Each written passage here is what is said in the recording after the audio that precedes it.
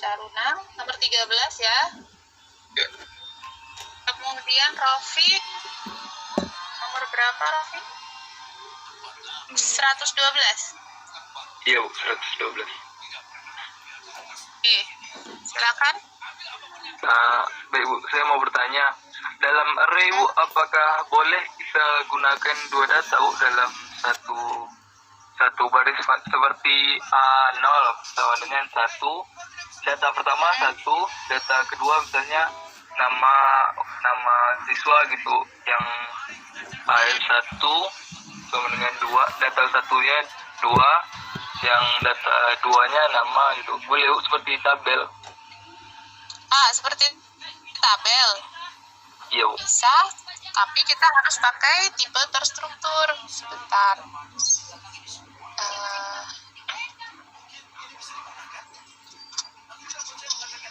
Jadi sebenarnya kita bisa memproses tabel di dalam memori, yaitu dengan menggunakan array tipe terstruktur.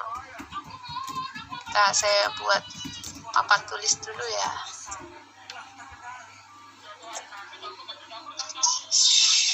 Share screen.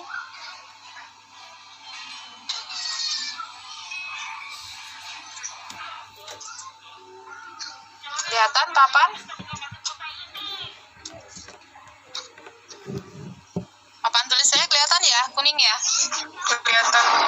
Kelihatan. Oke, misalkan kita punya array A tadi. Misal A itu array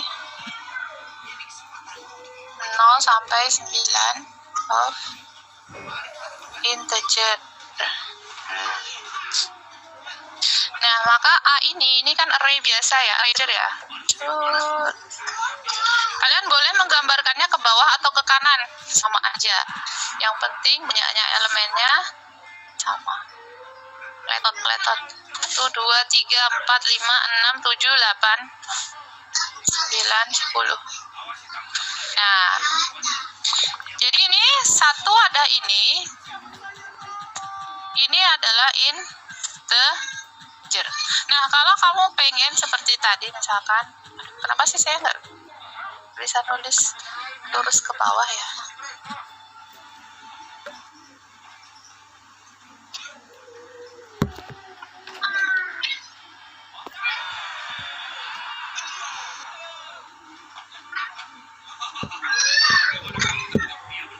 Nah, kamu maunya seperti ini kan? Dalam satu elemen itu.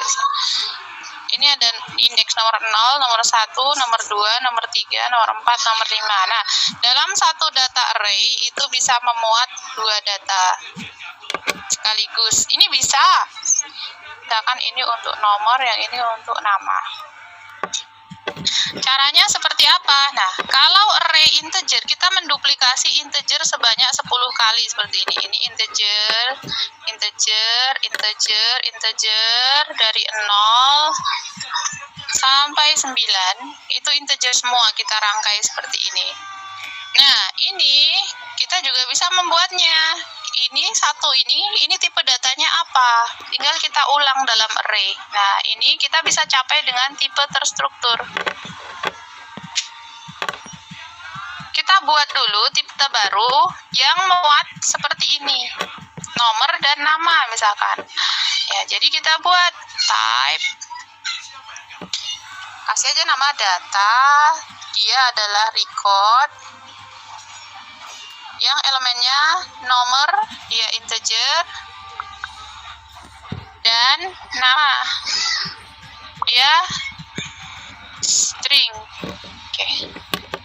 Nah, habis itu kita buat array. Misalkan array-nya ini namanya apa? Array-nya misalkan namanya T gitu ya, sembarang aja namanya. T, dia adalah array. Kita mau datanya berapa biji itu, misalkan dari 0 sampai 5. Of apa? Of tipe data ini. Nah, jadi kita membuat array dari 0 sampai 5 dengan tipe data ini. Nah, maka masing-masing elemen array itu akan memuat data ini, nomor dan nama.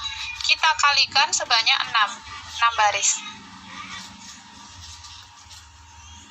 Itu Rofik. Jadi kita bisa juga membuat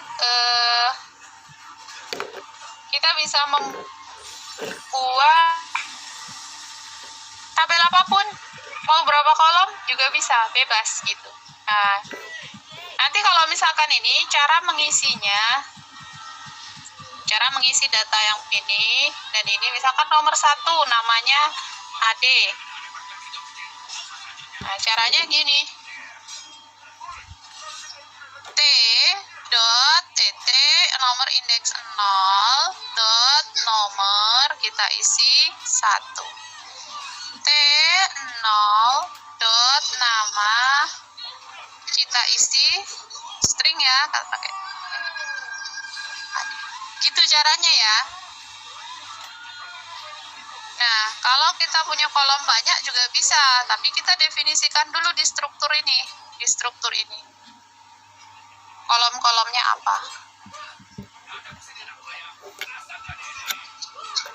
Kemudian banyaknya baris itu kalian letakkan di sini. Ya. Mau berapa banyak barisnya? Oke, jadi definisi kolom-kolomnya pakai tipe data terstruktur, kemudian banyaknya baris itu kalian tentukan di panjangnya array. Demikian Rofik tadi yang tanya ya, cukup menjawab? Sudah paham? Ya Bu, tapi mau Bu sedikit kalau boleh tahu record itu apa ya Bu yang nggak bisa menampung buat tipe data Bu, integer dan string? Oke, itu materi minggu lalu. Oh. Itu tipe data bentukan yang kita bisa membuat tipe data yang memuat beberapa data atau lebih dalam satu tipe data. Nah, jadi ulang lagi, tampilkan ya. Nah,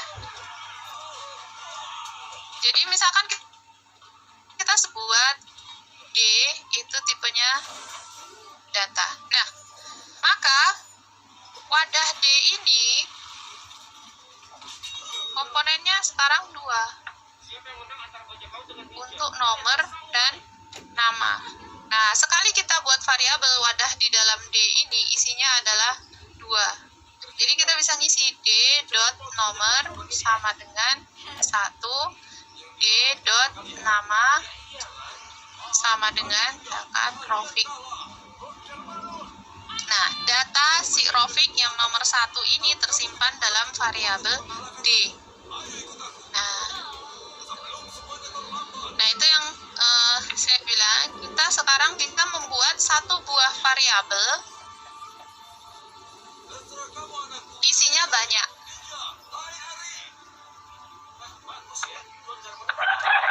Nah, yang tipe struktur dengan cara apa? Dengan tipe data terstruktur atau record atau struct ya, ini record atau struct dalam bahasa C. Nah, yang ini bisa beberapa jenis data. Kita tidak menentukan jenisnya apa saja. Pokoknya bisa bermacam-macam data dalam satu wadah, itu kita bisa pakai tipe data terstruktur. Nah, kalau mau satu variabel isinya banyak, tapi ya jenis saja, seragam semua gitu, nilai ya nilai semua, maka kita menggunakan array. Array ini satu jenis data. Nah, jadi kita bisa satu variabel isinya banyak itu dengan 2 cara. Kalau mau satu variabel isinya bermacam-macam sesuai dengan atribut data yang dimiliki oleh suatu objek, misalkan ada manusia, ada mahasiswa, ada barang, ada gedung, ada apa, itu kan punya data semuanya ya, punya nomor, status ini, status itu gitu kan. Nah, itu kan satu variabel isinya banyak tapi bermacam-macam. Nah, kita menggunakan tipe terstruktur. Nah, kalau satu variabel isinya banyak tapi jenisnya sama semua, kayak misalkan satu variabel isinya 100 nilai mahasiswa atau 100 tinggi badan anak-anak atau 100.000 data barang.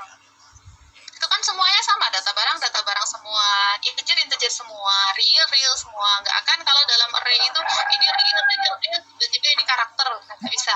Nah, harus satu jenis semua kalau dalam array. Nah, itu kalau kita mau data banyak dalam satu variabel jenisnya sama, kita pakai array.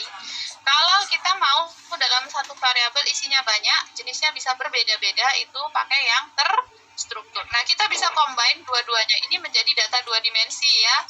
Kolom sama baris. Kolomnya ini terstruktur. Banyaknya baris ini karena setiap barisnya itu sejenis ya kan. Setiap barisnya ini sejenis, jenisnya sama, maka ini kita pakai array. Nah, jadi kita bisa menciptakan tabel dengan menggunakan bahasa C. Nah, ini sebelum teknologi database ya. Jadi ini adalah pemrosesan, berbeda dengan database, ini diproses di dalam memori, yang itu adalah sementara. Jadi kalau programnya nanti kita tutup, datanya itu pasti hilang. Nah, beda dengan kalau database ya. Kalau database nanti kita proses datanya, dia akan menyimpan balik ke hard drive ya. Hard drive, jadi entah itu SSD atau hard disk ya.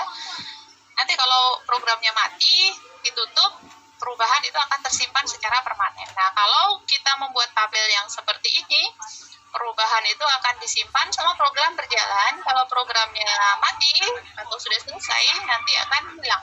Kecuali kalau kita ekspor ke dalam file seperti yang sudah pernah kita pelajari dulu ya, kita masukkan ke dalam TXT.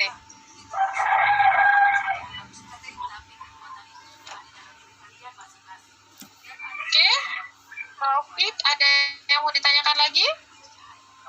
Baik Bu, sudah paham. Oke, semoga jelas ya. Kemudian ini ada Nadif, ini pertanyaan terakhir yang akan kita bahas ya. Izin bertanya, apakah kita nanti ada materi array 3 dimensi? Nah, array 3 dimensi itu ada array banyak dimensi sebenarnya.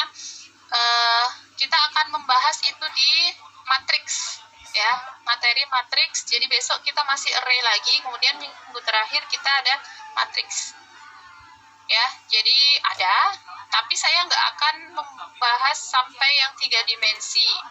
Saya cuma kasih contoh membuat yang 3 dimensi juga, tapi saya nggak akan meminta kalian untuk memproses sampai 3 dimensi. Nah, Pak, ya kalau mau ya mau, saya bisa ajarkan. Nggak masalah sih sebenarnya, pada prinsipnya sama. Ketika kita menggunakan array, pengulangan yang dipakai cuma satu kali for. Kalau kita array-nya 2 dimensi itu maksudnya apa? Semacam kalian punya data di kertas peta, buku peta itu. Kalau array 1 dimensi kan cuman kayak pita data gitu, memanjang. Nah, indeksnya hanya menunjuk dia itu urutan nomor berapa datanya. Nah, ketika 2 dimensi, kita butuh 2 indeks. Misalkan kolom 10 baris. Datanya itu bisa diisi sesuai baris sama kolomnya. Indeksnya kita acu pakai 2. Nah, itu nanti ada. Kemudian kalau 3 dimensi, berarti datanya itu punya 3 dimensi. Baris, kolom, terus ke belakang, berlapis berapa kali.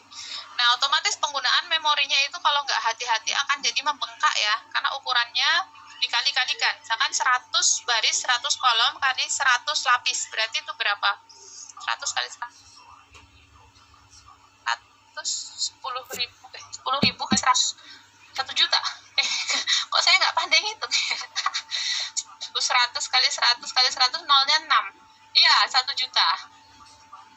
Jadi misalkan kita punya matriks 3 dimensi yang 100 kali 100 kali 100, udah 1 giga.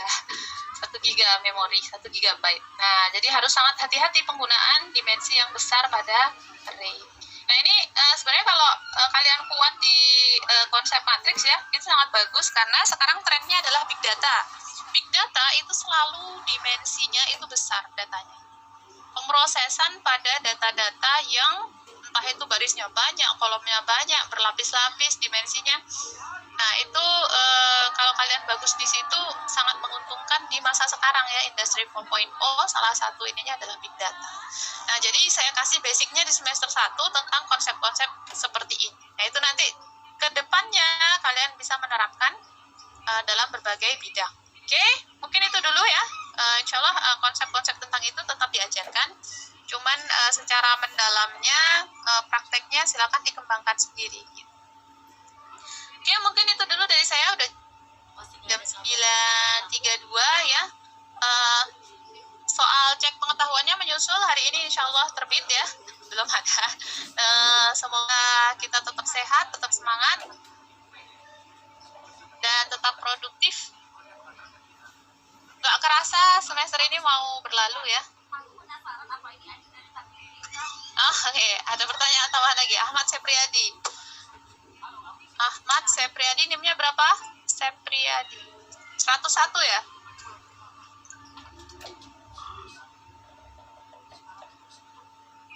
Oke. Kalau kita melakukan kesalahan dalam menggunakan indeks yang berada di luar indeks yang kita definisikan, mempengaruhi data array yang lain? Enggak, gitu. Nah, jadi kita misalkan punya array 3 biji, semuanya 10, 10, 10. Terus kita memanggilnya 11 gitu. Misalkan array A dengan indeks 11. Otomatis dia kan nggak ada ya. Itu nggak akan memanggil elemen di tempat lain. Pasti error. Jadi nggak akan mengganggu array di nama variabel yang lain. Gitu. Cuman pasti akan error. Dia nggak akan mengeluarkan data yang seharusnya. Array biasanya itu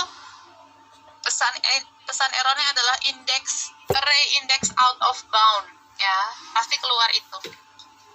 Oke, tapi itu tidak mempengaruhi data yang ada di variabel lain. Gitu.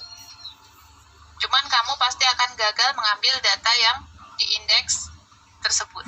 Di indeks di luar indeks yang sah. Oke. Oh iya, saya belum menjelaskan tentang bagaimana jika, nah kan indeksnya tadi sudah didefinisikan antara 0 sampai 99. Gimana kalau saya manggilnya di indeks di luar angka itu? Nah, itu namanya error. Ya, error, pasti error. Indeks array di luar jangkauan, ya, indeks outbound. Oke. Ya, saya tutup loh ya.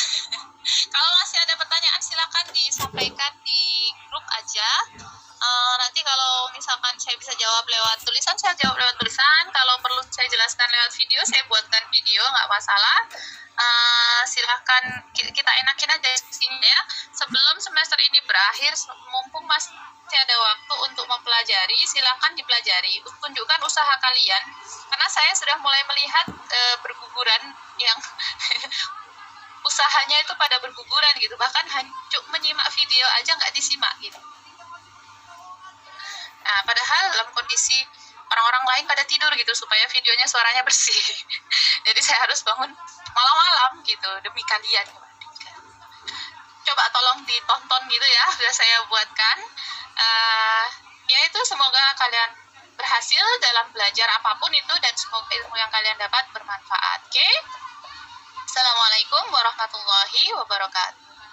Waalaikumsalam warahmatullahi wabarakatuh. Assalamualaikum warahmatullahi Ya, oke, boleh aktif ya.